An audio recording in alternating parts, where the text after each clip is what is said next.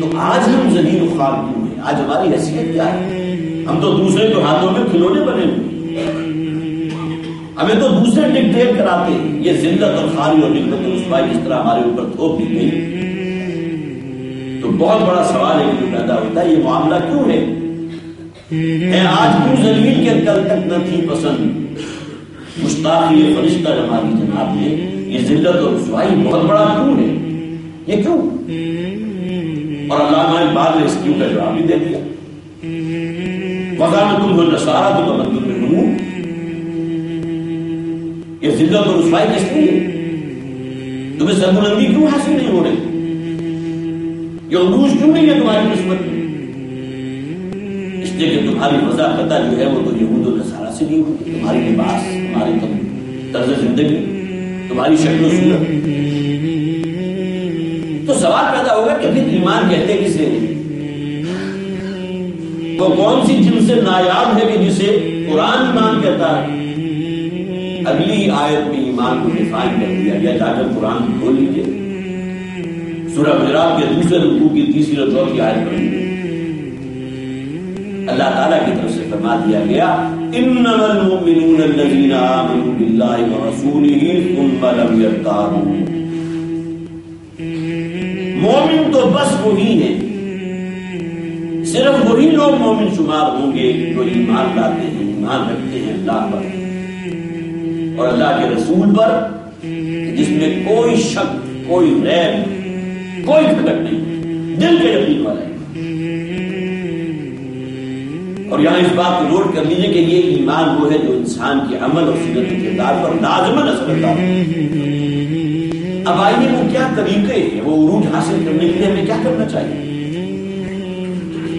پہلی بات تو یہ نوٹ کر لیجیے، ہمیں اگر دیکھنا ہے، فکر کرنی ہے تو اس اعتبار سے کہ اللہ تعالیٰ نے جو مہلت عمر ہمیں دی ہے، ہم اپنے خالق، اس کائنات کے رب، اپنے پالنہار، ہماری تمام احتیاجوں کا ہم سے بڑھ کر جاننے والا، اس کی بندگی کرنے کو تیار ہے کہ نہیں؟ اگر تو اس کی اطاعت، اس کی فرما برداری، اس کی بندگی اپنی انفرادی زندگی میں بندگی کا حق ادا کرنے کو تیار ہے تو یہ گویا کہ پہلی سیڑھی بنے گی۔ دعوت و تبلیغ کے نتیجے میں اگر یہ کام ہونا ہوتا تو نبی اکرم صلی اللہ علیہ وسلم سے بڑھ کر رحم فرمانے والا ہوتا، رحمت للعالمین۔ آپ نے فرمایا کہ اس امت کے آخری حصے کی اصلاح نہیں ہو سکتی مگر اسی طریقے سے جیسا کہ پہلے حصے کی اصلاح۔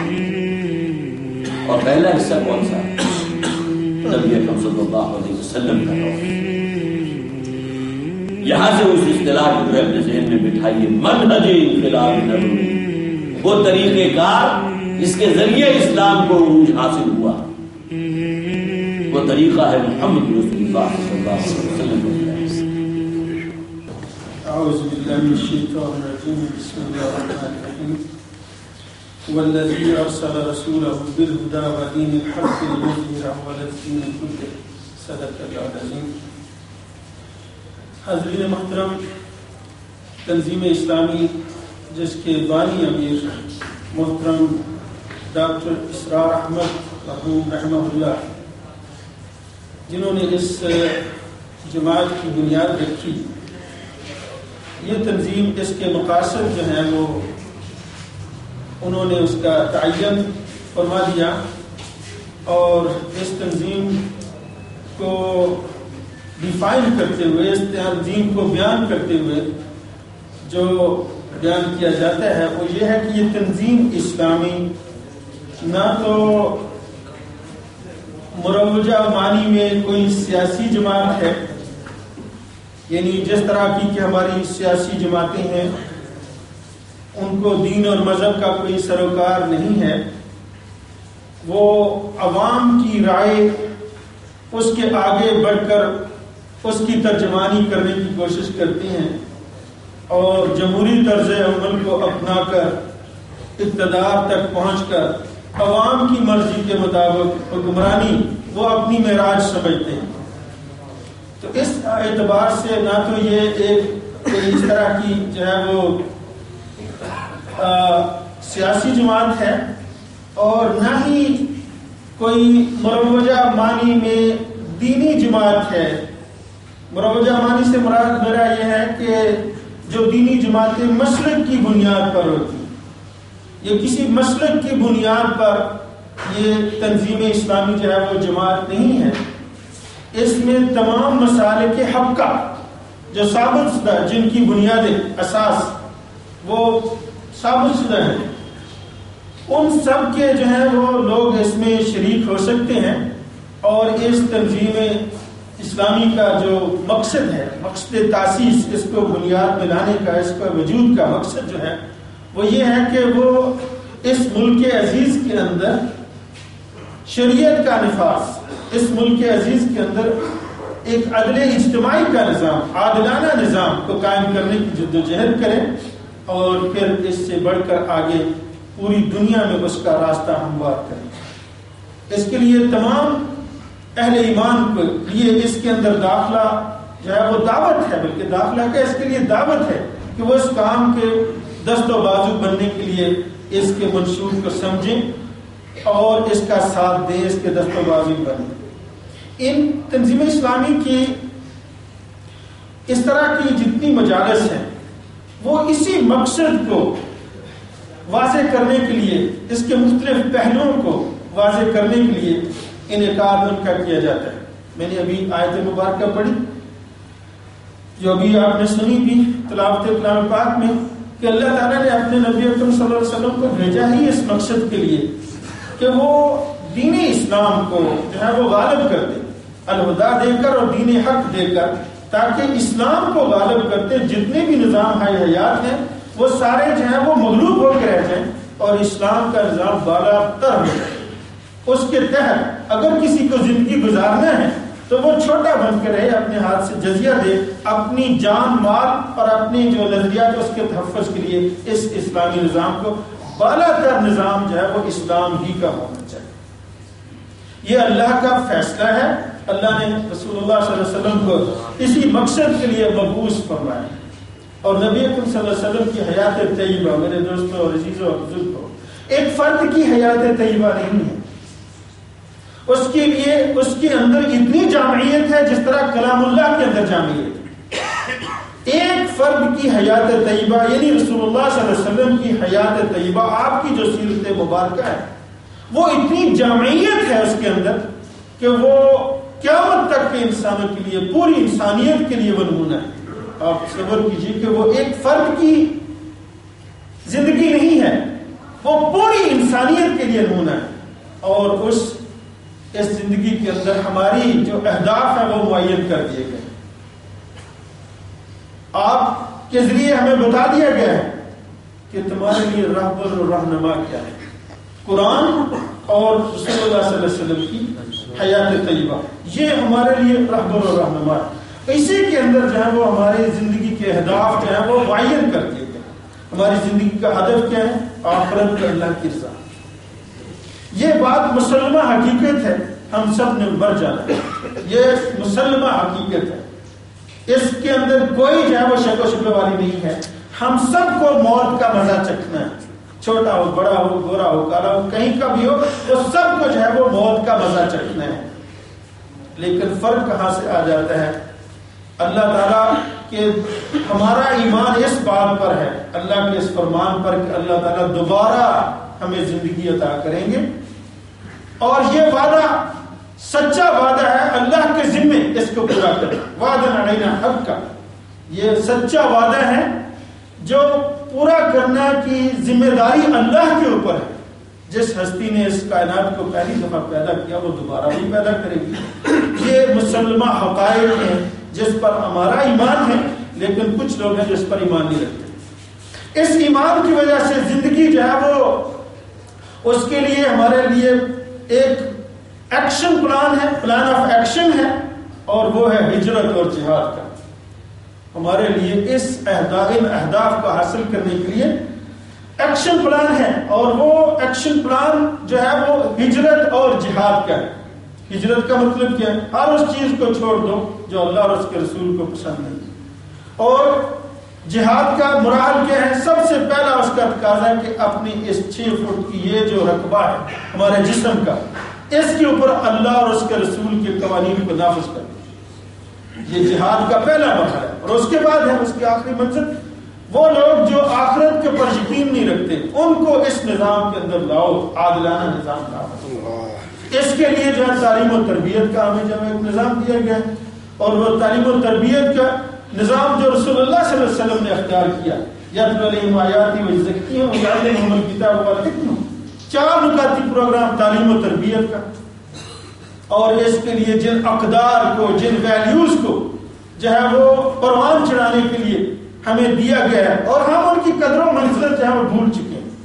ہم ان اقدار کی، ان ویلیوز کی، ان شعائر کی، ہمارے دین کو جو تھے ان کی قدر و منزلت ہماری نظروں سے جو اوجھل ہو گئی ہے۔ وہ کیا ہے؟ ایمان، ایمان کا لفظ اور اس کی اہمیت یہ ہمیں اجاگر کرنا ہے۔ تقوی، خوف خدا، اس کو اجاگر کرنا ہے۔ صبر، سہار، جو بھی مشکلات آئیں، خارجی ہوں، داخلی ہوں، وہ ناگہانی ہو، کسی صورت میں ہو، اللہ کے حکم پر اور نبی صلی اللہ علیہ وسلم کی پیروی پر چلتے رہنا اور سب کو برداشت کرتے ہوئے صبر کا، یہ صبر کا حکم ہے۔ الحمدللہ وکفى والصلاة والسلام على عباده الذين اصطفى، اما بعد فاعوذ باللہ من الشیطان الرجیم، بسم اللہ الرحمن الرحیم۔ وعد اللہ الذین آمنوا منکم وعملوا الصالحات لیستخلفنہم فی الارض کما استخلف الذین من قبلہم وليمكنن لهم دينهم الذي ارتضى لهم وليبدلنهم من بعد خوفهم امنا يعبدونني لا يشركون بي شيئا ومن كفر بعد ذلك فاولئك هم الفاسقون واقيموا الصلاة وآتوا الزكاة واطيعوا الرسول لعلكم ترحمون، صدق الله العظيم۔ رب اشرح لي صدري ويسر لي امري واحلل عقدة من لساني يفقهوا قولي، اللهم الهمنا رشدنا واعصمنا من شرور انفسنا، آمین یا رب العالمین۔ حضرات، آج 10 محرم الحرام کا دن ہے۔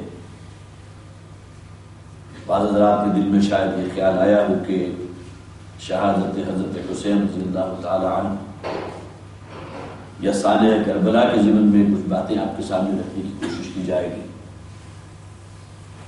لیکن یہ کہ آج کے لیے آپ میں سے بہت سے حضرات کے علم میں ہوگا کہ آج کا اصل موضوع ہے امت مسلمہ کا عروج کیسے۔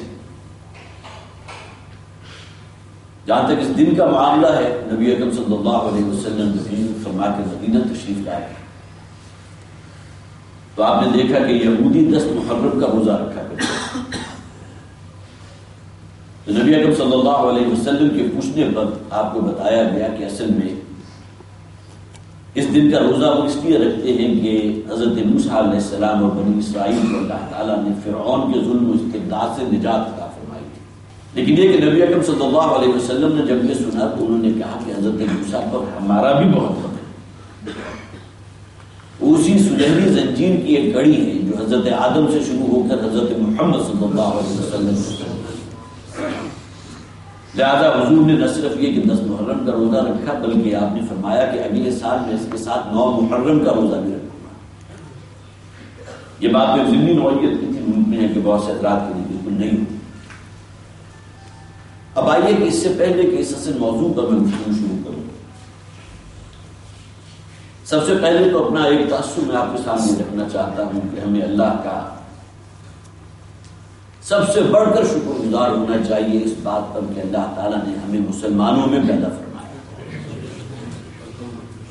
اس لیے کہ ہماری پیدائش کے کسی مسلمان خانے میں ہو جانا ہے ہمارے اپنے اختیار میں نہیں ہے۔ لائی حیات آئے قضا لے چلی چلے، اپنی خوشی نہ آئے نہ اپنی خوشی چلے۔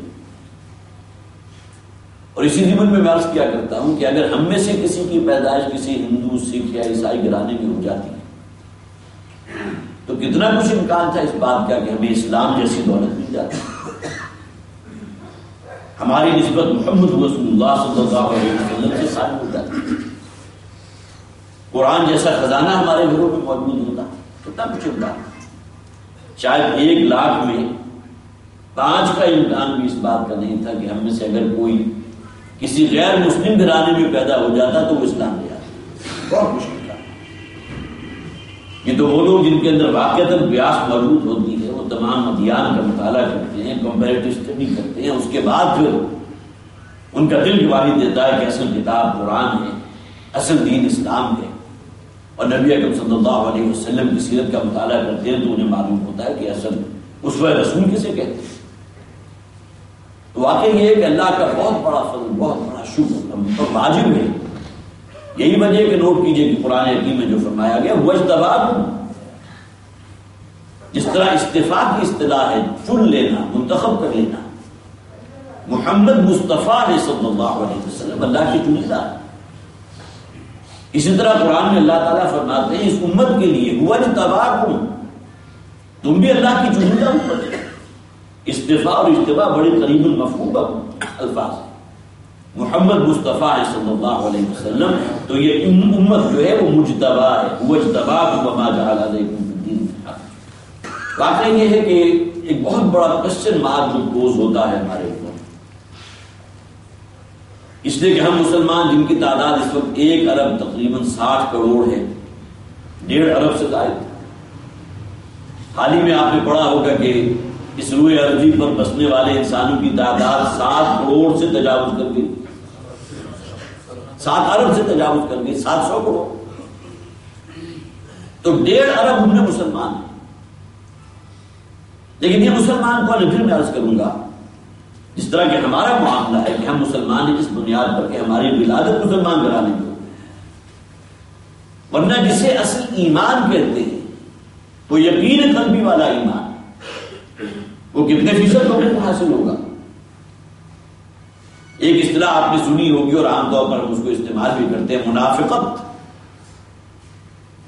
منافق مسلمان ہوتا ہے، نام بھی مسلمانوں کا سا ہے، شاعر اسلامی پر بھی کاربند ہے، نماز پڑھنے والا بھی ہو سکتا ہے، عمرے کرنے والا بھی ہو سکتا ہے. لیکن نفاق کسے کہیں گے کہ ایمان کی دولت اسے نصیب نہیں، یقین قلبی والا ہے جس کا لازمی اور گہرا تعلق انسان کے عمل سے، اس کی سیرت کردار کے ساتھ ہے. اس موقع پر وہ حدیث میں آپ کو خاص طور پر یاد دلانا چاہتا ہوں جس میں حضور نے فرمایا تھا صلی اللہ علیہ وسلم کہ منافق کی 4 نشانیاں ہیں: جھوٹ بولنے والا، وعدہ خلافی کرنے والا، امانت میں خیانت کرنے والا، گالم گلوچ کرنے والا، بے حیائی کی گفتگو کرنے والا. اور اس حدیث کے آخری الفاظ کیا ہے؟ وَإِن صَامَ وَصَلَّى وَزَعَمَ أَنَّهُ مُؤْمِنٌ. خواہ یہ شخص نمازیں بھی پڑھتا ہو، روزے بھی رکھتا ہو اور اپنے تئیں بڑا مطمئن ہو کہ میں مومن ہوں، لیکن حضور فرماتے ہیں اگر یہ 4 علامات اس کی شخصیت اور کردار میں موجود ہے تو کان منافقا خالصا، وہ پکا منافق. تو اصل میں جو موٹیویٹنگ فورس ہے جسے ہم تقویٰ کے نام سے جانتے ہیں، جو انسان کے اندر ایمان پیدا کرتی ہے، نبی اکرم صلی اللہ علیہ وسلم کی بڑی خوبصورت حدیث ہے، طویل حدیث ہے، اس کا پورا میں نہ متن آپ کو سناؤں گا نہ اس کا صرف مفہوم بیان کرتا ہوں. حضور نے ایک موقع پر صحابہ کرام کی جماعت آپ کے سامنے موجود تھی، آپ نے خطبہ ارشاد فرمایا اور آپ نے فرمایا کہ عنقریب ایک زمانہ ایسا آئے گا کہ دنیا کی غیر مسلم اقوام تمہارے اوپر ایک دوسرے کو ایسے دعوت دے گی جس طرح کوئی شخص جس نے اپنے گھر پر کسی دعوت کا اہتمام کیا وہ لوگوں کو دعوت دیتا ہے. اس کا ایک ہلکا سا نقشہ آپ اپنے ذہن میں قائم کر سکتے ہیں کہ کہیں آپ کسی ولیمے کے دعوت پر گئے ہوں اور دیر ہو رہی ہو، منتظر ہے، اور جیسے ہی آواز آتی ہے کھانا کھل گیا تو لوگ جس طرح ٹوٹ پڑتے ہیں اس کا اندازہ ہے آپ.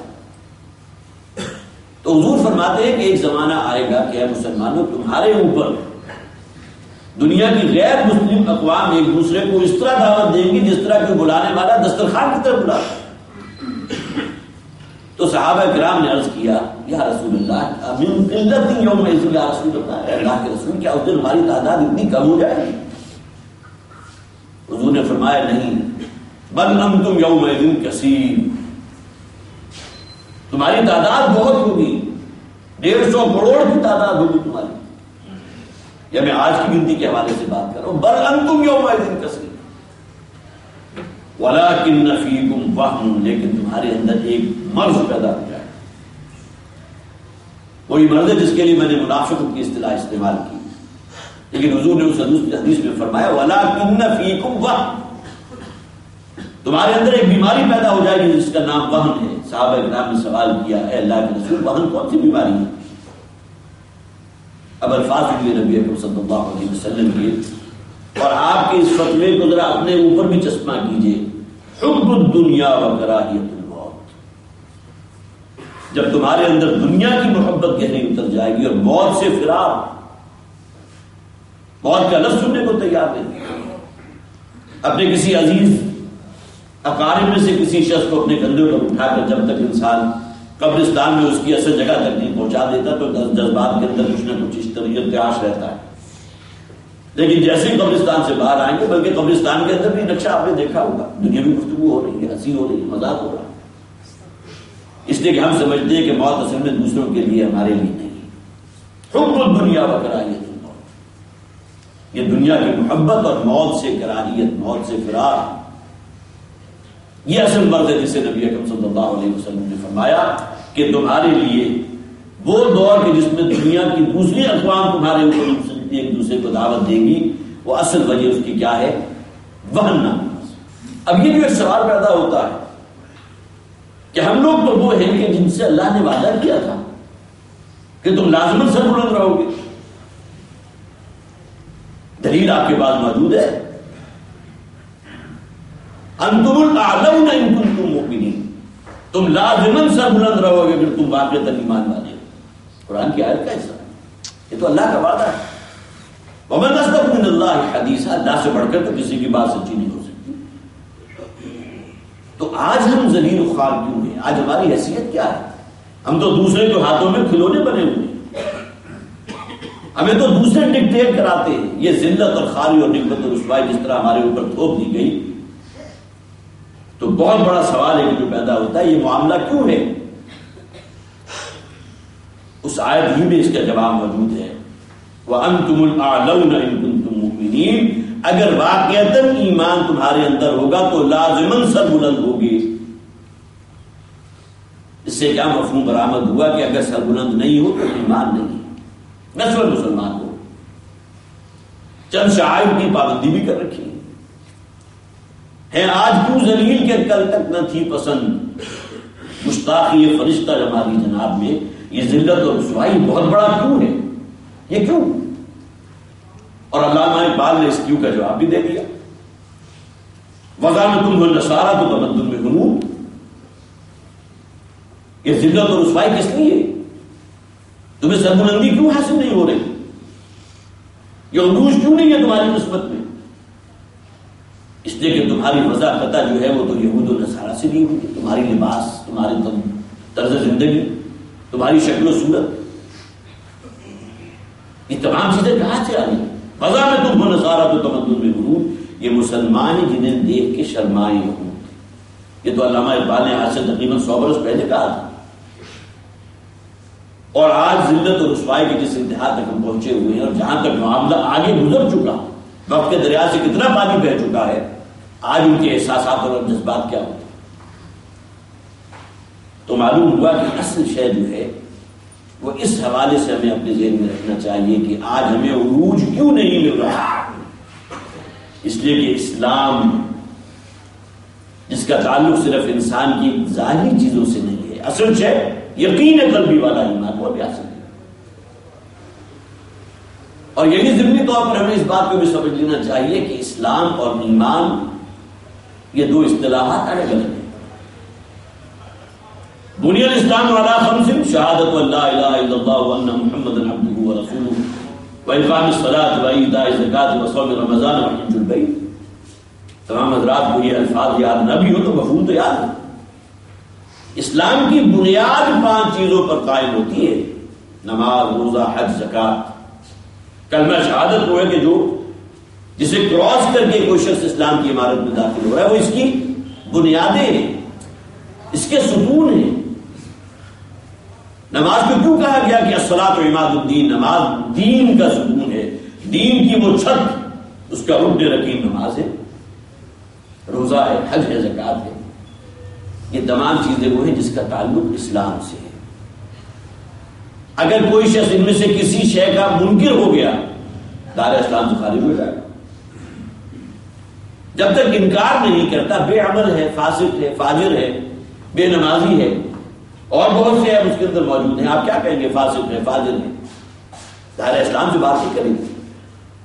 ہاں ان میں سے کسی شے کا اگر کوئی انکار کر دیتا ہے، میں نماز کو نہیں مانتا، اب اسے دار اسلام سے خارج کر دیا جائے گا۔ نماز سے مراد کیا ہے؟ اللہ کو یاد کرو، میں صبح و شام اللہ کو یاد کر لیا کرتا ہوں اپنے دل میں، بس کافی ہے۔ یہ نماز کا انکار ہوگا۔ شاعر اسلامی کا انکار وہ کفر تک پہنچا دے گا۔ سورہ حجرات کا آخری رکوع اس اعتبار سے قرآن حکیم کا بہت عظیم مقام ہے۔ یہ میرے اور آپ کے لیے خاص طور پر لمحہ فکریہ ہے کہ اللہ تعالیٰ نے اسلام کو قبول کیا، ایمان کی نفی کر دی۔ جیسے کہ میں نے ابھی عرض کیا کہ ہم میں سے اکثریت ان لوگوں کی ہے جو نسلاً مسلمان ہیں۔ جو لوگ شاعر اسلامی پر کاربند ہیں ان کے کیا کہنے، لیکن اس وقت مسلمانوں کی جو تعداد پاکستان میں آپ کو معلوم ہے، ہمارے تبلیغی بھائی اکثر و بیشتر یہ باتیں بیان بھی کیا کرتے ہیں کہ کہیں کسی دورے پر وہ کہیں اندرون سندھ گئے ہیں یا بلوچستان میں گئے ہیں، وہاں جا کر انہوں نے تبلیغ کی، کچھ لوگوں کو راہ چلتے ہیں نام پوچھا کیا ہے، معلوم ہوا عبدالرزاق نام ہے، بھائی کلمہ سنا دو، کلمہ نہیں سنا سکتے۔ نام مسلمانوں کا ہے، مردم شماری ہوگی تو مسلمان قرار پائیں گے، لیکن کلمے جیسی بات، کلمہ شہادت تو بڑی دور کی بات ہے، لا الہ الا اللہ محمد رسول اللہ، یہ نہیں سنا سکتے۔ تو اسی اعتبار سے میں کہہ رہا ہوں، ایک وہ کہ جو نسل مسلمان ہیں، جن میں ہم بھی شامل ہیں، جنہیں اللہ تعالیٰ نے شعور عطا فرما دیا ہے، جو شاعر اسلامی پر کاربند ہے، اس سے آگے بڑھ کر دین کا ایک حرکی تصور جن کے اوپر واضح ہے، یہ تو اللہ تعالیٰ کی خصوصی فضل، اللہ کی خصوصی عنایت ان لوگوں پر۔ ورنہ سورہ حجرات میں کیا کہا گیا؟ قالت الاعراب آمنا قل لم تؤمنوا ولكن قولوا اسلمنا ولما يدخل الايمان في قلوبكم۔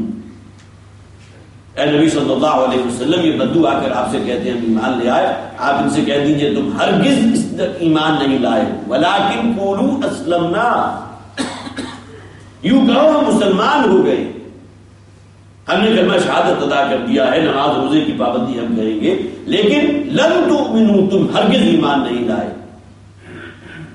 وَلَمَّا يَدْخُلِ الْإِيمَانُ فِي قُلُوبِكُمْ، صرف اسی پر بس نہیں کیا گیا، بلکہ اللہ تعالیٰ فرماتے ہیں ایمان تو ابھی تمہارے دلوں میں بھی داخل نہیں ہوا۔ یہ کون سا ایمان ہے؟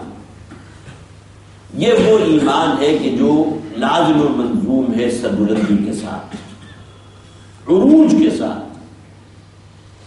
چشم فلک نے وہ زمانہ دیکھا تھا حضرت عمر رضی اللہ تعالیٰ عنہ کا دور، لاکھوں مربع میل کا علاقہ تھا کہ جہاں اسلام کا جھنڈا لہرا رہا تھا۔ سربلندی تھی یا نہیں تھی؟ وہ دور کون سا تھا؟ دور صحابہ۔ صرف نسلی اسلام نہیں تھا وہاں، وہ دل کے یقین والا اسلام تھا۔ تو قالت الاعراب آمنا قل لم تؤمنوا ولكن قولوا اسلمنا، یہ بدو آ کر اس بات کا اعتراف کرتے ہیں کہ ہم ایمان لے آئے، نبی ان سے کہہ دیجیے تم ہرگز ایمان نہیں لائے، بلکہ یوں کہو کہ ہم نے اسلام قبول کر لیا، ہم مسلمان ہو گئے۔ وَلَمَّا يَدْخُلِ الْإِيمَانُ فِي قُلُوبِكُمْ، اور ایمان تو بھی تمہارے دلوں میں بھی داخل ہے۔ اب یہاں فطری طور پر ایک سوال پیدا ہوتا ہے، ان لوگوں کے ایمان کی نفی کر دی گئی، اسلام کو قبول کیا گیا، تو سوال پیدا ہوگا کہ پھر ایمان کہتے کسے ہیں؟ وہ کون سی جن سے نایاب ہے کہ جسے قرآن ایمان کہتا ہے؟ اگلی ہی آیت میں ایمان کو ڈیفائن کر دیا گیا، جا کر قرآن کھول لیجئے، سورہ حجرات کے دوسرے رکوع کی تیسری اور چوتھی آیت پڑھ لیجئے۔ اللہ تعالیٰ کی طرف سے فرما دیا گیا انما المؤمنون الذین آمنوا باللہ ورسولہ ثم لم یرتابوا، مومن تو بس وہی ہیں، صرف وہی لوگ مومن شمار ہوں گے جو ایمان لاتے ہیں، ایمان رکھتے ہیں اللہ پر اور اللہ کے رسول پر، کہ جس میں کوئی شک، کوئی ریب، کوئی کھٹک نہیں، دل کا یقین والا ہے۔ اور یہاں اس بات کو نوٹ کر لیجئے کہ یہ ایمان وہ ہے جو انسان کے عمل اور سیرت و کردار پر لازماً اثر انداز ہو۔ قرآن میں 20 مقامات پر ایمان اور عمل صالح دونوں لازم و ملزوم کے طور پر. قرآن حکیم کی جامع ترین سورت، عظیم ترین سورت، مختصر ترین سورت، سورت العصر. آپ میں سے اکثر و بیشتر حضرات کو یاد ہوگی والعصر ان الانسان لفی خسر، زمانے کی قسم ہے، زمانہ گواہ ہے، تمام انسان خسارے اور تباہی سے دوچار ہونے والے ہیں، الا الذین آمنوا وعملوا الصالحات، سوائے ان لوگوں کے جو ایمان لائے، جنہوں نے نیک اعمال کیے، وتواصوا بالحق، حق پر نہ صرف یہ کہ قائم رہے بلکہ اس کے علم بردار بن کر کھڑے ہوئے، وتواصوا بالصبر، اور اس راہ میں جو آئی، جو مشکل مصیبت آئی، اس کو برداشت کیا. تو انما المؤمنون الذين آمنوا بالله ورسوله ثم لم يرتابوا وجاهدوا باموالهم وانفسهم في سبيل الله، اور انہوں نے جہاد کیا اللہ کی راہ میں اپنی جانوں کے ساتھ بھی اپنے مال کے ساتھ. اللہ کے نزدیک تو مومن صرف یہ ہے.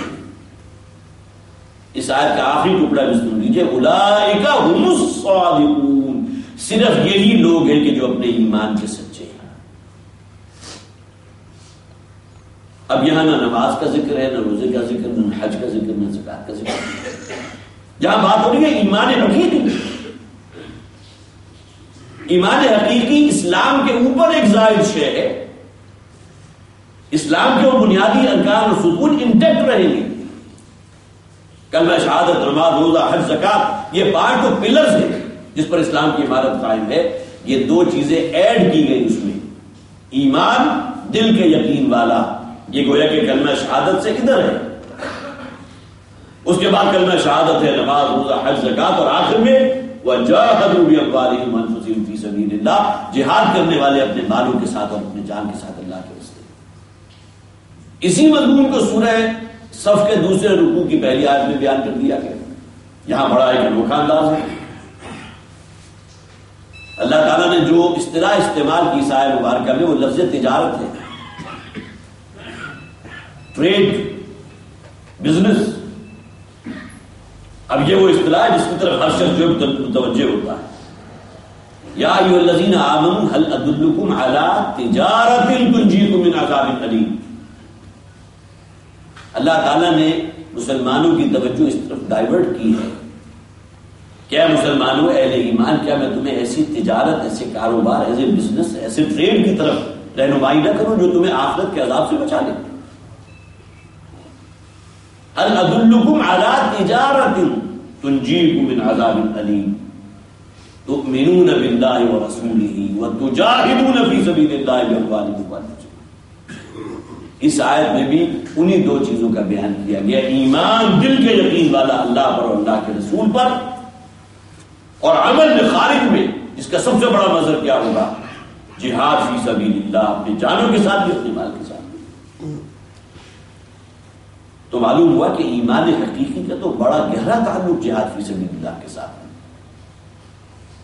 یہاں جہاد کے اس وسیع مفہوم کو اپنے ذہن سے نکال دیجیے. یقیناً وہ ہے جس کا بلند ترین درجہ جو ہے وہ قتال کا ہے، اللہ کے راستے میں مسلح تصادم.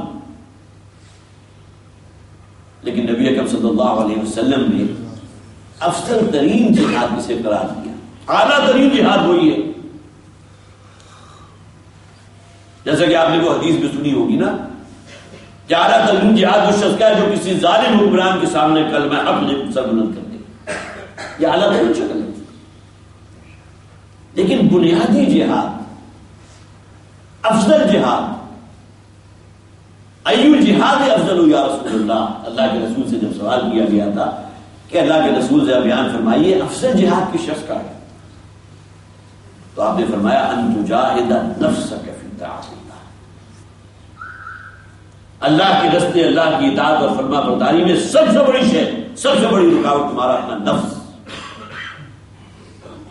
ان النفس لامارۃ بالسوء، ان نفسانی خواہشات سے تو میں بھی مبرہ نہیں، آپ بھی مبرہ نہیں. سب سے پہلے اسے اللہ کی اطاعت کا خوگر بنا، ان تجاہد نفسک فی طاعت اللہ. اسی طرح جہاد کے ساتھ ہجرت کی اصطلاح بھی آپ نے سنی، جیسا کہ برادر رشید عمر صاحب نے بھی آپ کے سامنے رکھا تھا. ہجرت اعلیٰ ترین وہی ہے کہ کوئی شخص اپنے وطن کو اپنے جسے آپ کے لیے جہاں وہ رہائش پذیر تھا اس خطے کو چھوڑ کر منتقل ہو صرف اپنے دین کو بچانے کے لیے، دین کی سربلندی کے لیے، اعلیٰ ترین ہجرت وہی ہوگی، یقیناً اس میں کوئی شک نہیں، لیکن بالکل اسی طرح اس کا نقطہ آغاز کہاں سے ہوگا؟ ای الہجرت افضل یا رسول اللہ، جب سوال کیا گیا تھا اللہ کے رسول افضل ہجرت کی شخص، اعلیٰ ترین ہجرت تو وہی ہے۔ اور وہاں بھی اس بات کو نوٹ کیجئے، نبی اکرم صلی اللہ علیہ وسلم نے ایک اپنی طویل حدیث میں فرمایا ممکن ہے کہ کوئی شخص مدینہ ہجرت کر جائے لیکن وہ ہجرت خالصتاً اللہ کے لیے نہ ہو، بلکہ اس کی یہاں دکان تھی، اس کے تمام مسلمان بھی تھے، وہ حاضر ہو گئے، وہاں پہنچ گئے، اس نے بھی اپنی دکان سمیٹی اور وہاں پہنچ کر اپنی دکان کی بساط بچھانے کے لیے۔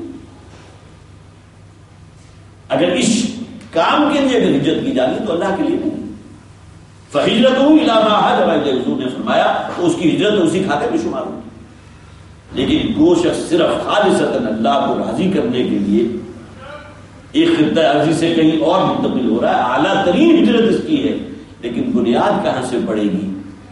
ان تہجر ما کرہ ربک، حضور نے فرمایا بنیادی ترین ہجرت اس شخص کی ہے کہ جو اپنے آپ کو ہر اس شے سے منقطع کر لے جو اللہ کو پسند ہے۔ تو ان دو بنیادی چیزوں کو اگر ہم اپنے ذہن میں رکھیں تو معلوم ہوگا کہ ایمان حقیقی کے ساتھ دل کے یقین والا ایمان، اور اسی پر ایڈ کر لیجئے جیسا کہ میں نے عرض کیا ساتویں شے جہاد فی سبیل اللہ، جہاد بنیاد سے شروع ہوتا ہے۔ اب آئیے اصل میں آج کے دور کا اصل المیہ ہے کیا؟ عام طور پر کہا جاتا ہے بڑی مادہ پرستانہ سوچ ہے، مادہ پرستانہ طرز عمل ہے۔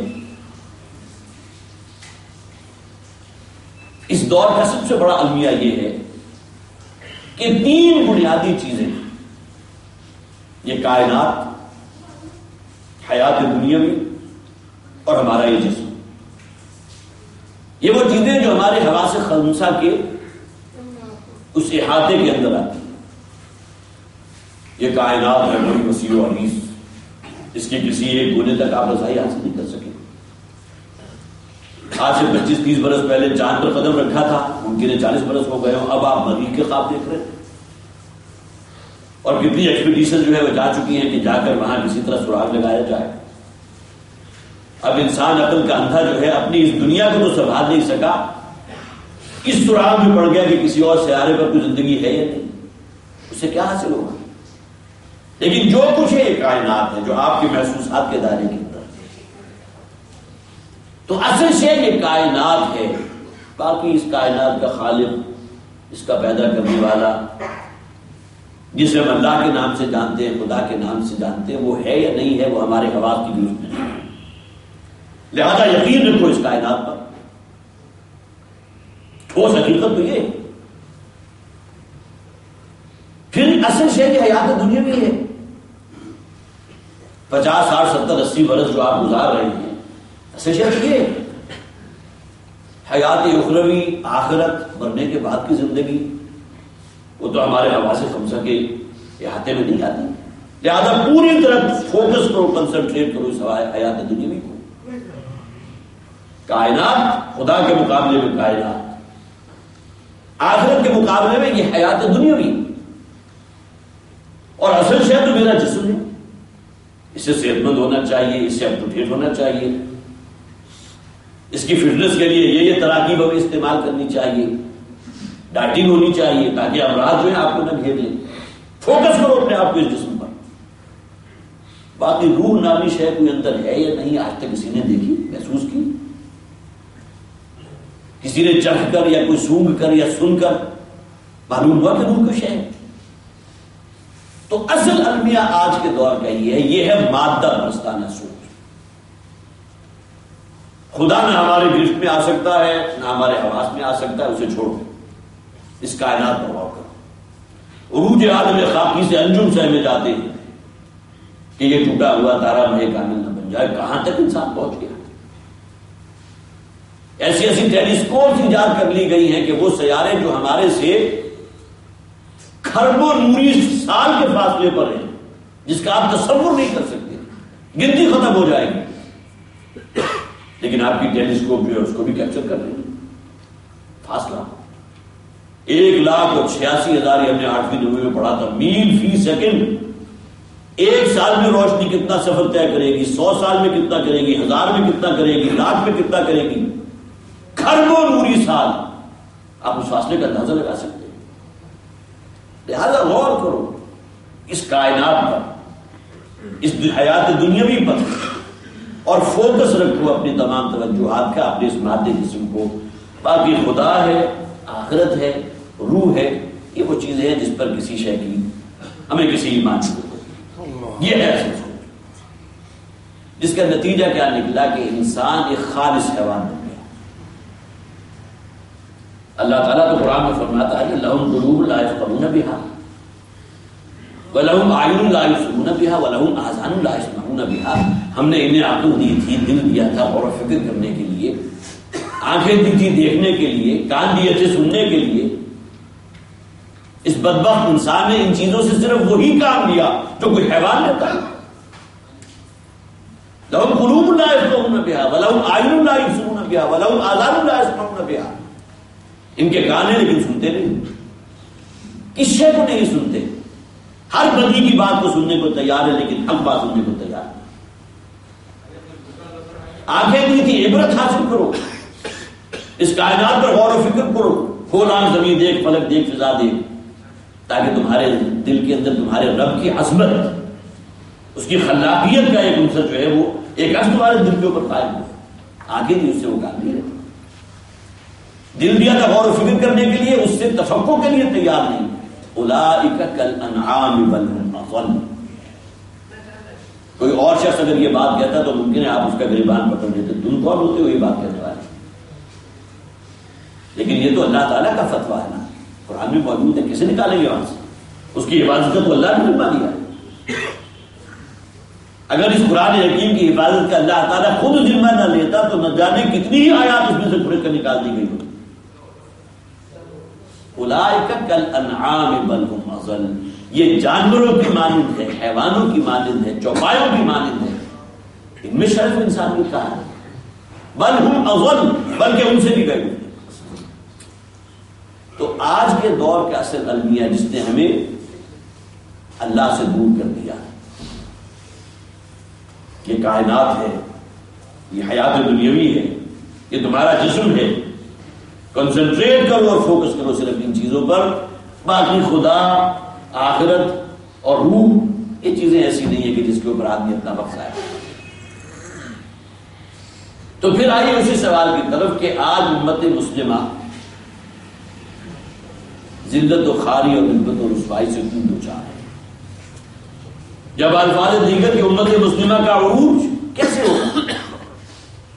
وَأَنْتُمُ الْأَعْلَوْنَ إِن كُنتُم مُؤْمِنِينَ. اسی بات کو میں پھر دوبارہ اعادہ کر رہا ہوں اس لیے کہ اس حقیقت پر اگر ہمارا ایمان ہو جائے تو اس کا نتیجہ نکلے گا کہ ہم اپنے اندر ایمان پیدا کرنے کی کوشش کریں. اب آئیے وہ کیا طریقے ہیں وہ عروج حاصل کرنے کے لیے ہمیں کیا کرنا چاہیے. پہلی بات تو یہ نوٹ کر لیجئے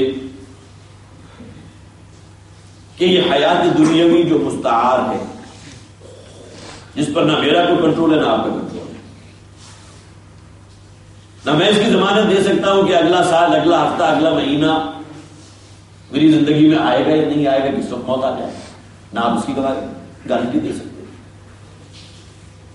ہمیں اگر دیکھنا ہے، فکر کرنی ہے تو اس اعتبار سے کہ اللہ تعالیٰ نے جو مہلت عمر ہمیں دی ہے، ہم اپنے خالق، اس کائنات کے رب، اپنے پالنہار، ہماری تمام احتیاجوں کا ہم سے بڑھ کر جاننے والا، اس کی بندگی کرنے کو تیار ہے یا نہیں. اگر تو اس کی اطاعت، اس کی فرما برداری، اس کی بندگی اپنی انفرادی زندگی میں بندگی کا حق ادا کرنے کو تیار ہے تو یہ گویا کہ پہلی سیڑھی بنے گی جسے ہم عبادت کے نام سے جانتے ہیں. یہ لفظ عبد سے نکلا. عبد کہتے ہیں غلام کو، اور غلام کی اپنی مرضی نہیں ہوتی، اپنی چاہت نہیں ہوتی، اس کی اوقات دورانیہ جو بھی اس کی ڈسٹریبیوشن اس کا آقا کرتا ہے. تو ہم اللہ کے بندے بنے بئی مانا کہ اللہ کو واقعتاً اپنا رب مانے. اللہ کو رب مانا ہے تو اللہ کے رسول پر ایمان، آمنو باللہ و رسولہ، ایمان لاؤ اللہ پر، اللہ کے رسول پر. اس لیے کہ اس دنیا میں اللہ تعالیٰ جسے اپنے نمائندے کے طور پر بھیجتا رہا ہے وہ نبی اور رسول ہے، جو اتمام حجت کرتے ہیں اس قوم کی طرف جس کی طرف ان کو بھیجا گیا. لہذا اللہ پر ایمان لاؤ، اللہ کے رسول پر ایمان لاؤ. اپنی انفرادی زندگیوں میں واقعتاً بندگی کا حق ادا کرنا یہ سب سے پہلی سیڑھی ہے. بڑے پیارے الفاظ نبی اکرم صلی اللہ علیہ وسلم کی دعائیں اور مناجات ہیں. اللہم ما عبدناک حق عبادتک وما عرفناک حق معرفتک. حالانکہ کسی درجے میں یہ خیال پیدا نہیں ہو سکتا کہ اللہ کے رسول صلی اللہ علیہ وسلم نے اللہ کی بندگی کا حق نہ ادا کیا ہو. کہیں کوئی کسر رہ گئی؟ یہ اصل میں میرے اور آپ کے لیے تعلیم امت ہے کہ ما عبدناک حق عبادتک، کہ پروردگار ہم تیری بندگی کا حق ادا نہیں کر سکے، جو حق ادا کرنا چاہیے تھا وہ نہیں کر سکے. وما عرفناک حق معرفتک، اور نہ ہی تیری معرفت کا حق ادا کر سکے جیسا کہ کرنا چاہیے. تو اس حوالے سے تو میں اور آپ دونوں اس دعا کے محتاج ہیں.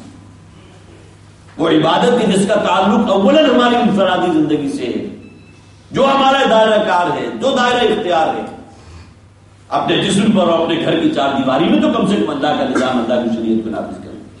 جہاں آپ نے اللہ نے آپ کو اختیار دیا.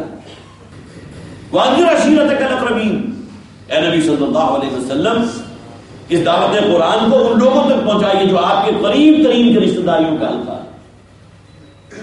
قُوْ أَنفُسَكُمْ وَأَهْلِيكُمْ نَارًا، بچاؤ اپنے آپ کو، اپنے اہل و عیال کو آگ سے.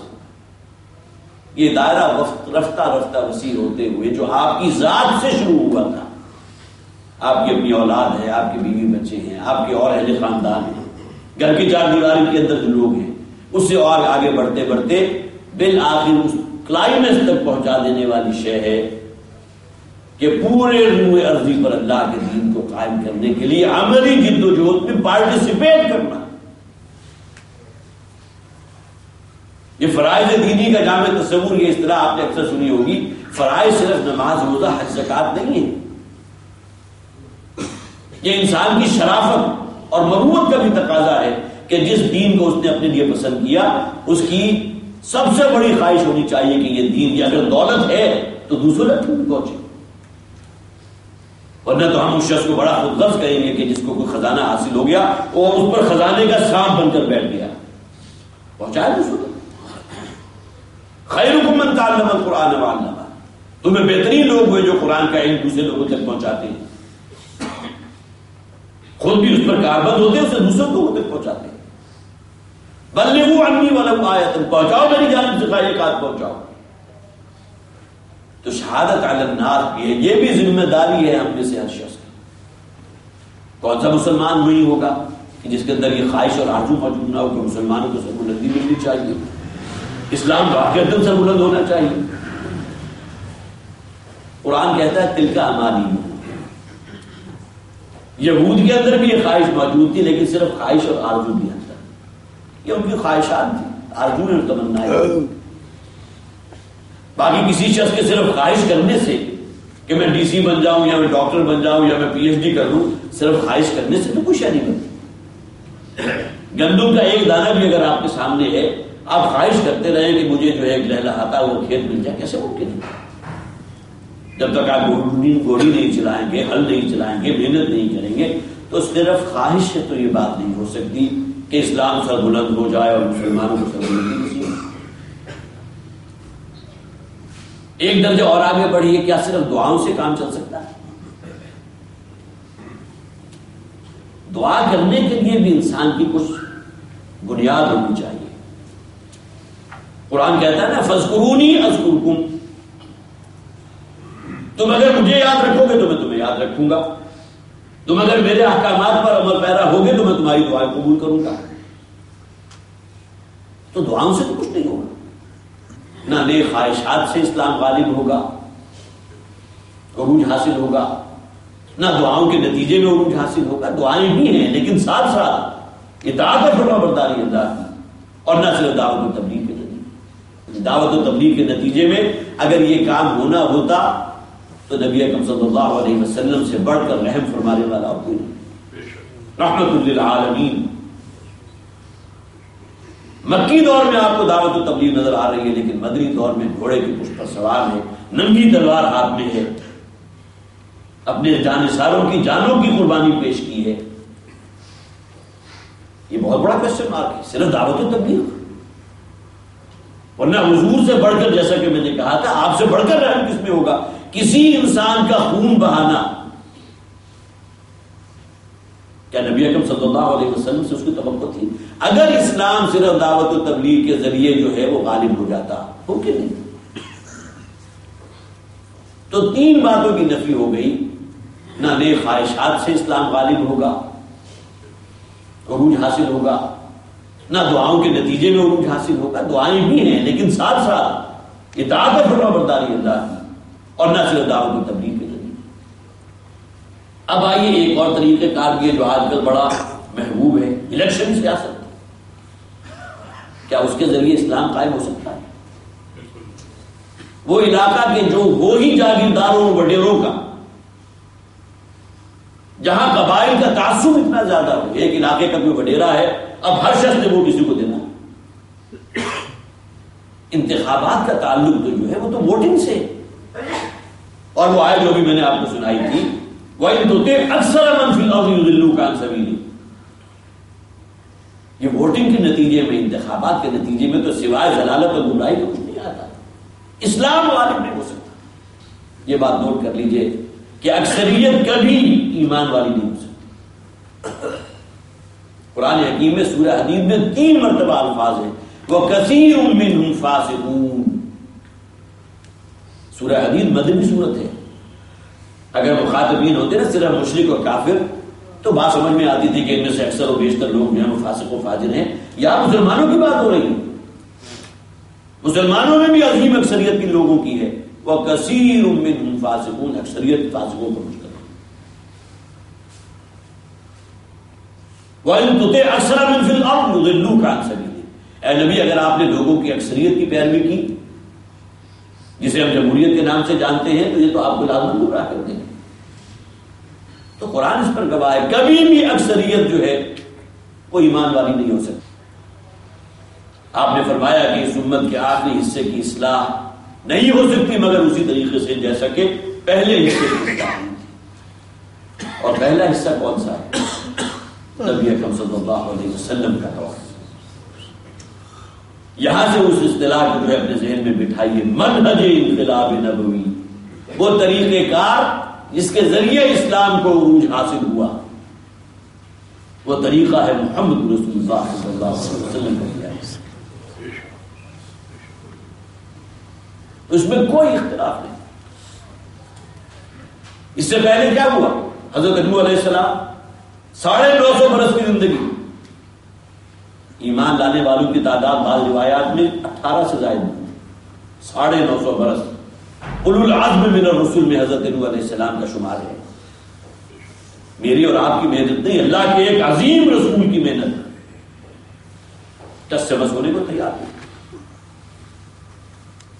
اللہ تعالیٰ کی سنت ہے، اسلام غالب ہوا، حضرت نوح علیہ السلام غالب ہوئے، لیکن آسمان سے عذاب نازل ہوا، پھر تمام کفار ہلاک کر دیے گئے.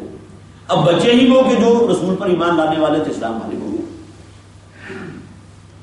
اس کے بالکل دوسرے، جسے آپ پول اپارٹ کہتے ہیں، محمد رسول اللہ صلی اللہ علیہ وسلم کی زندگی. ایک فرد واحد سے دعوت کا آغاز.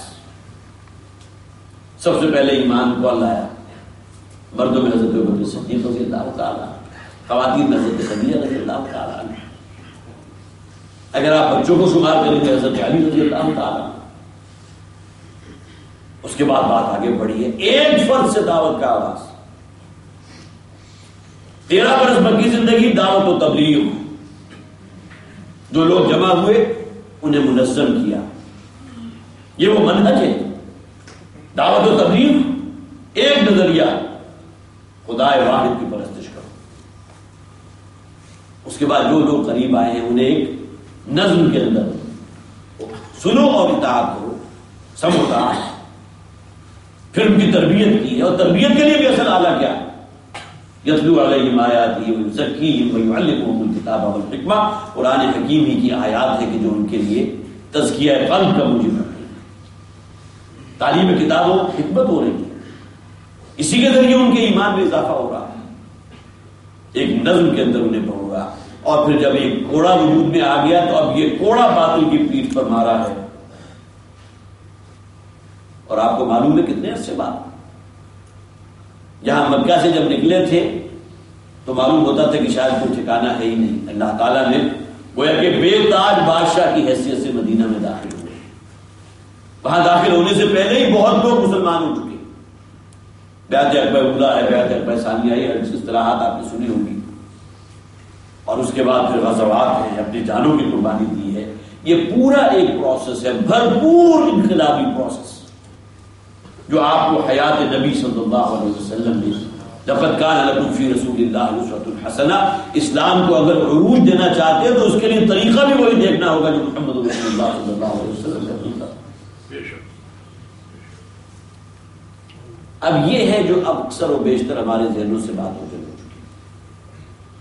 ہم یا تو بہت ہی اچھی خواہشات رکھتے ہیں، نیک تمنائیں ہیں، آرزویں ہیں، اسلام کا غلبہ ہونا چاہیے، عروج حاصل ہونا چاہیے، دعاؤں کا سہارا لے لیجیے جتنا لے لیجیے، لیکن اس کے پری ریکویزٹس ان پر عمل کرنے کو تیار نہیں۔ چلیے اور آگے بڑھے تو صرف دعوت و تبلیغ کے ذریعے شاید اسلام سربلند ہو جائے گا۔ اگر ایسا ہوتا تو محمد رسول اللہ صلی اللہ علیہ وسلم کی زندگی میں یہ جسے آپ کہیے خون ریزی والا معاملہ تو آپ کو نظر نہ آتا۔ پھر انتخابی پروسیس کیا، اس کے ذریعے اسلام کا عروج حاصل ہو سکتا ہے؟ وہ نہیں ہو سکتا۔ لے دے کر صرف ایک رستہ باقی رہتا ہے جو منسوس بھی ہے، مسنون بھی ہے، معصول بھی ہے، اور وہ ہے اللہ کے رسول صلی اللہ علیہ وسلم جس طریقے کار پر وہ عمل کرتے ہوئے اسلام کو انقلابی اس پروسیس کے عروج تک پہنچایا۔ لن يصلح آخر هذه الامة الا بما صلح به اولها، امت کے آخری حصے میں اصلاح نہیں پیدا ہو سکتی جب تک اسی طریقے کار کو اختیار نہ کیا جائے جو آغاز کے دور میں اختیار کیا گیا تھا۔ یہ بنیادی باتیں حضرات میں نے آپ کے سامنے رکھتی ہیں۔ آپ حضرات کے لیے ممکن ہے بہتوں کے لیے کچھ جسے آپ تذکیر کہتے ہیں، ریمائنڈرز کہتے ہیں، اس درجے کی شے ہو، لیکن بہرحال یہ چیزیں بھی ہمارے لیے بڑی افادیت کی حامل ہوتی ہیں کہ بھولا ہوا سبق ہمیں دوبارہ یاد آ جاتا ہے۔ پھر ایک دفعہ جسے آپ کہیے کہ انسان عزم اور ارادہ کر کے اس رستے پر آگے بڑھنے کی کوشش کرتا ہے، اس کے لیے ہمارا بہت سا لٹریچر بھی یہاں موجود ہے۔ والد محترم اللہ تعالیٰ انہیں غریب رحمت فرمائے، اعلیٰ درجات فرمائے، ان کی کتنے ہی سینکڑوں تقاریر ہیں کہ جنہیں صفحہ کرتاس پر منتقل کر کے کتابوں کی شکل میں، لیفلیٹ کی شکل میں، بروشر کی شکل میں عام کیا گیا۔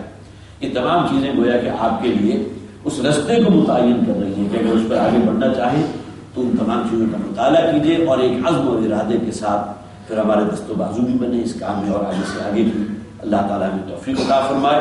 باقی مجھ سے اور آپ سے یہ سوال قیامت کے دن نہیں ہوگا کہ تم نے اسلام کو غالب کیوں نہیں کیا تھا،